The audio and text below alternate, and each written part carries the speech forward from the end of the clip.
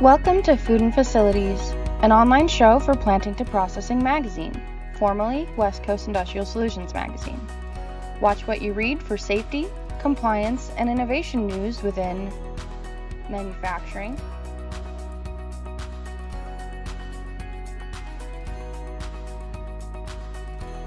agriculture,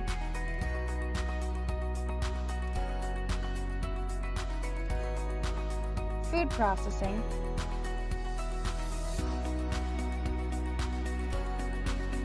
and food and beverage industries.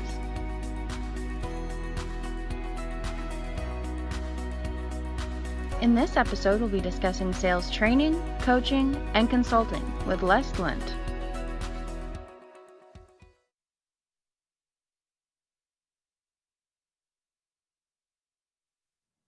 Welcome to Food and Facilities. I'm Tara Sweeney, the Marketing Director for Planting to Processing, formerly West Coast Industrial Solutions magazine. Make sure to subscribe at wcismag.com/subscribe for all the safety, compliance, and innovation news for manufacturing, food and beverage, food processing, and agriculture. And one of our sponsors is Fine Print Plus, and you can hear a little bit more about them in this video. Fine Print Plus, where your business is always essential to us. We have contactless ordering options by phone, email, and through our website. We offer graphic design, printing and scanning, and custom apparel options. We have complete in-house graphics, and we do custom designs and logos. We can put your logo and graphics on business cards, envelopes, letterheads, and carbonless forms. We even do notepads, booklets, and binding.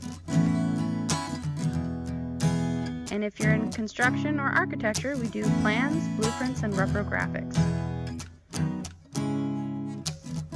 Does your store have a promotion? We also do signs and banners. And make sure to dress to the nines and look at our custom apparel options. We have aprons, shirts, polos, button-ups, and you can apply through screen printing or embroidery. We also have promotional items available, so you can have your business on pens, mugs, and even stress balls. Talk to one of our sales reps and start your order today. Give us a call at 559-237-4747. Give us an email at graphics@fineprintplus.com or request a quote at fineprintplus.com/quote.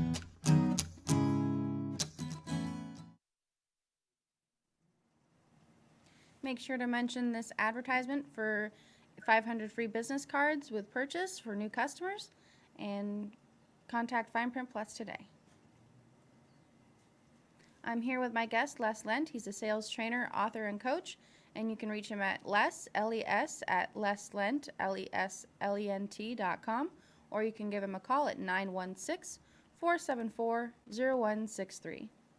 Welcome, Les. Good morning. How are you? I'm good. How are you today? Not bad for a beautiful spring Saturday morning, but I did have to put on a collared shirt for this interview today. So, and I appreciate that. You look very dashing. Pleasure. My pleasure. Thanks for having me. Thank you. Can I have you give a little background on yourself for our viewers and listeners? Absolutely. So I've been a sales professional for the better part of 25 plus years, 100% commission. I've sold all kinds of things from professional services, advertising, food service products, ironically, which was the core of my career. And for the last 12 years, I've owned my own company called Accelerated Sales, and I act as a consultant and a trainer and a coach, and I provide consulting services to mostly in the business-to-business or B2B space. So companies that are selling products, goods, or services to other businesses.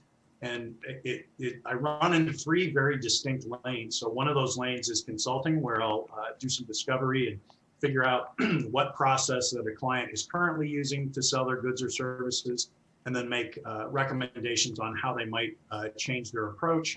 The other component is training, where I work with salespeople in a wide variety of industries from coast to coast, at least pre-COVID I did, and actually provide instruction on sales best practices and methodology. And then the third lane I run in is the coaching lane, where I'll actually work with sales individuals or sales professionals, either out in the field pre-pandemic or now more virtually, riding silent shotgun, if you will, on their sales calls, and then providing that feedback on how they could make slight tweaks or changes to their approach in order to be more effective in the sales process. So I've been doing that, like I said, for about 12 years, and I've made a huge impact for a number of companies across the country. What are some changes you've seen in sales during the pandemic? That's a great question. Two things. Number one, it's forced sales professionals to embrace technology that's been available for a decade, right? So we could have sold virtually 2 years ago if we wanted to, and it's one of those rare occasions where we didn't need to invent technology to solve a problem. We actually had a solution that was in search of a problem, whether it was Zoom meeting, GoToMeeting, team meetings, text messaging, social media platforms, DMs, all of those different platforms existed. So really what it's forced sales professionals to do is two things. Number one, you have to embrace technology or you will not survive. And here we are a year later, and it's taken a lot of people out of the game. The other thing that it's forced people to do is to sharpen their game, so to speak, as a sales professional. So you go back to even before the last recession, when the economy is good and times are good, it's not that difficult to sell stuff. You just have to see enough people. It's kind of that quote unquote numbers game. And what the last recession did and what the pandemic has done, even more so this go around, is it's really forced people to take their profession to the next level. So the good old boy network, the relationships that people relied so heavily on, those don't work as well anymore. So what it's really forced sales professionals to do is to be very direct in what it is that they're looking for. It's forcing sales professionals to lead with value, because quite frankly, everybody in the world right now, or at least over the last year, has gone through the same or similar issues, right? So we all went through freak out mode, and then we figured out, okay, so am I going to be able to navigate through this? And if so, what's that going to look like? So people have less time, less patience for that, just floating it to the top of your inbox, or those other, what I would call salesy approaches. So for most sales professionals right now, if they're going to continue to grow their business and continue to flourish and thrive, let alone survive, they're going to have to be very, very good at what they do, meaning they're going to have to ask for people's time in small amounts, and they're going to have to lead with value, because nobody has time right now or the appetite to risk anything, their time in particular. So those are the two biggies: is embracing technology, making sure that you are just absolutely bring your A game every day as it relates to sales. And if you didn't have an A game before the pandemic, you're probably not selling anymore. And if you're not bringing your A game every day, you're probably not hitting your number, or you're not meeting your quota, or you're not making your goals. So those are the two biggies. What's something you wish more people knew about sales? Here's the one thing I want everybody to know about sales, and I've been preaching this for over 20 years, and it's this notion that sales is not some mysterious black box or some soft skill. Sales is a very hard job, and it scares the daylights out of 75% of most people in the workplace.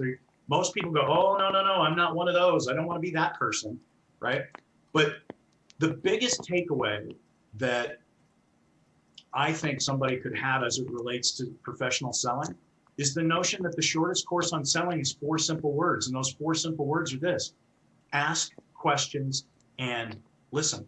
If you want to be good at sales, you need to ask really good questions. And if you want to be excellent at sales, you have to be able to ask really good questions all throughout the sales cycle. And then you have to listen with the intent to understand. See, I said the shortest course on selling is 4 simple words: ask questions and listen. And it is that simple, but it's not easy because we can't ask just any old question. We have to ask relevant, well thought out, well prepared, well practiced questions. And that's just half the equation. And the other half of the equation is we have to listen, and listening is different than waiting to talk. We have to listen with the intent to understand what the other person or party is trying to accomplish and why it's important to them. So if you're in sales and you're listening to this, or if you're thinking about getting into sales and you're listening to this, that's the absolute first thing I would tell you. And if I were to provide training or coaching to you for a day, a week, a month, or a year, I would circle back to that theme over and over and over and over again. Ask questions and listen. And then as a bonus, I guess the other thing I would say that is an absolute must in sales is preparation, pre-call preparation. The salespeople that wing it and that just shoot from the hip are the ones that are struggling the most right now. I would much rather see you spend 20 or 30 minutes preparing for a 5-minute phone call than preparing for 30 seconds for an hour-long sales meeting, which is what most people do. So I guess those would be, you asked for one, I gave you two. What would you say is a good question? Well, it depends. A good question really depends on where you're at in the sales process, where you're at in the sales cycle, and who you're talking to. But here's just a couple of general examples. This is going to sound so granular, but early in the sales process, if you're prospecting or you're getting to know somebody and you're trying to build rapport, I want to know things like, where are you from? How did you get into this business? Because the goal is to make a strong connection, and everybody wants to talk about the same thing. Right now, I am talking about my absolute favorite subject, which is me, because you're asking me questions about my favorite subject, which is me. So if I'm going to try and sell to you, I've got to get you to talk about your favorite subject, which is you, right? So I would say, hey, Tara, how did you get into this business? What brought you to WCIS? How long have you been in the? Those are really simple, granular questions. But as you get deeper and deeper into the sales process, I like asking questions like, if somebody reaches out to me through my website or through my marketing efforts and they say, hey, I'd like to schedule a call with you, one of the very first questions I ask is, what prompted you to reach out to me?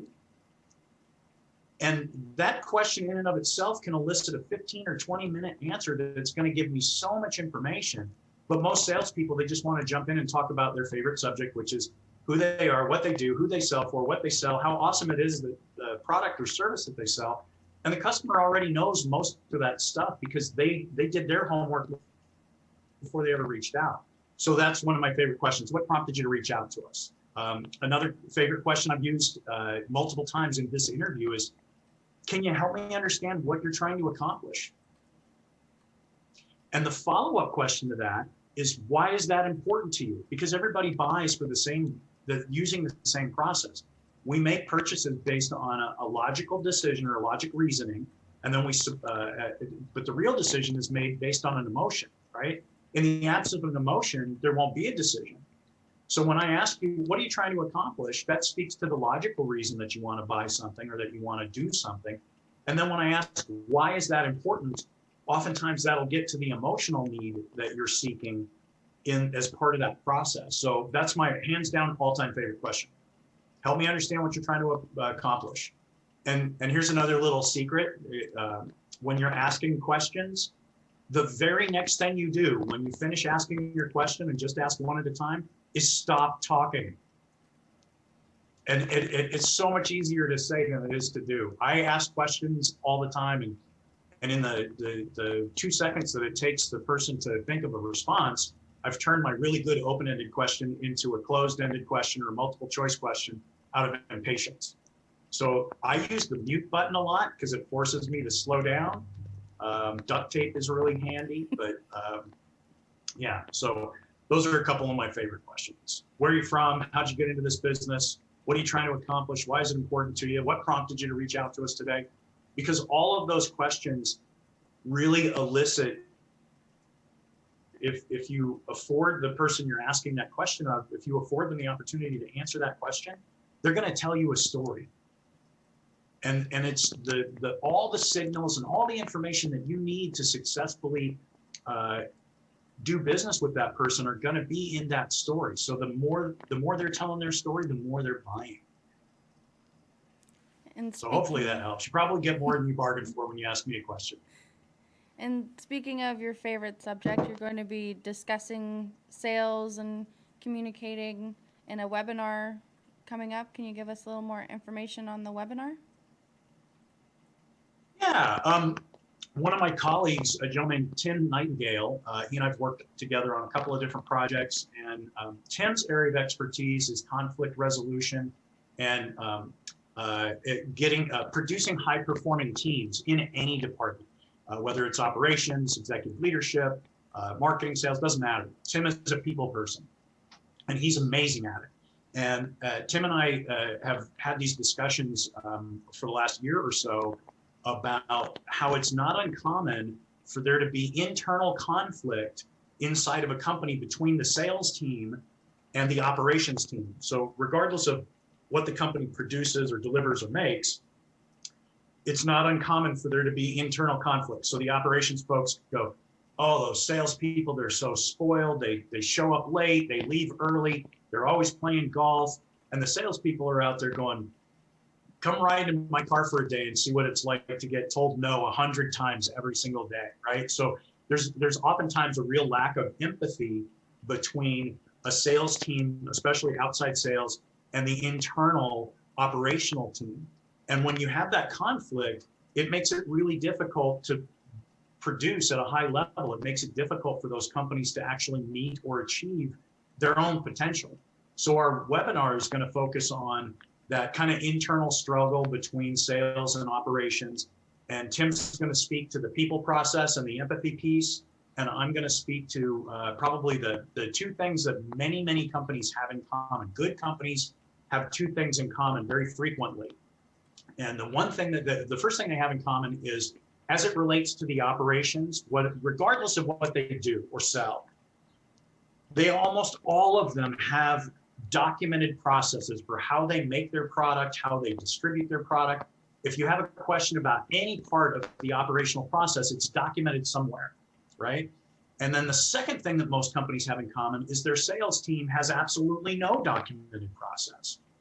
So it's this dichotomy of opposites where the salespeople are just kind of out there doing their thing, responding to the sound of the loudest drum beats oftentimes, and when things are going well, they're not quite sure why, and when things aren't going well, they're not quite sure why, because they don't have that documented process. Where operations, they really literally know what's going on every minute of every day. And if there's a problem operationally, they know how to fix it. If there's a problem in sales, it could take 3 to 6 months. So what I'm going to talk about is how to build process for the sales team so they can start to accurately predict and forecast revenues. And then Tim's going to talk about the people side and how we can have that internal balance where sales isn't outpacing operations and operations isn't waiting for sales to go make some rain. So hopefully that's an accurate description of what we're going to talk about. There should be some really solid takeaways for people on both sides of that teeter-totter. The operations folks, Tim's going to have some really powerful stuff, and I'm going to have some real blocking and tackling, if you will, go-to moves that sales teams can take literally the next day, where they can start to see predictable revenue or be able to start to forecast incremental growth. And that's what operations is looking for. They don't like question marks. So I think we landed on May 4th or 5th. I can't remember the date off the top of my head. I should have been prepared, but I know it's coming in about 4 weeks. So that's what the listeners have to look forward to. And if the listeners and viewers want to sign up to join the webinar, where would they go? That's a great question. I don't know yet. I understand you're going to interview Tim. Tim and his team are taking care of that, but I don't think we've got a portal yet. If you give me 2 seconds, let me give you the date and time, and then we're going to be marketing. If anybody wants to reach out to me, either via phone, text, or email, I will make sure that they have a link to the webinar. And it's going to be on May 6th, which is a Thursday at 9 a.m. Pacific Standard Time. And we should have a link on my page very shortly. We're going to be pushing it out. So we're pretty easy to find. And I apologize for not having that registration available for you today. It's all good. And is there anything else you'd like to add before we close for today? No, I want to say thank you, and I appreciate the airtime, and I really think that it's going to be a pretty powerful webinar for folks. Again, typically when I do training sessions, I speak to a very narrow group of people. I'm always talking to the salespeople or the sales leadership team, and it's kind of a one-sided conversation because it leaves out oftentimes 70 or 80% of the rest of an organization. And what Tim and I have put together is a really robust conversation that's going to benefit pretty much anybody on either side of the company, whether they're on the operations or distribution side, or if they're on the sales side. So I promise you it'll be the best hour you spend on Thursday, May 6th. And if our viewers and listeners wanted to get in contact with you, how would they best reach you? Best way to reach me is by cell phone. And I think you shouted my number out at the top of the interview. It's area code 916-474-0163. If you Google my name, I'm all over the place. I'm so easy to find. My number's easy to find. And I'm happy to chat with anybody that wants to reach out and learn more about sales leadership, or sales process. Thank you for taking your time to speak with me today, Les, and I hope you have a happy weekend. You too. Take care. Thanks again. Thank you. Bye. Reach out to our sponsor, Dynamic Coatings Incorporated. They are a concrete restoration and flooring solution. They offer seamless, antimicrobial, durable, dustproof, and fast-cure flooring sealants. They're USDA, FDA, OSHA, and HACCP approved. You can reach them at dciflooring.com or in their Sacramento location at 916-485-6800. Their Oakland location at 510-352-7000. Their Fresno location at 559-225-4605, or their Los Angeles location at 562-634-9887. And now we will have a moment of silence for our Black Lives Matter community.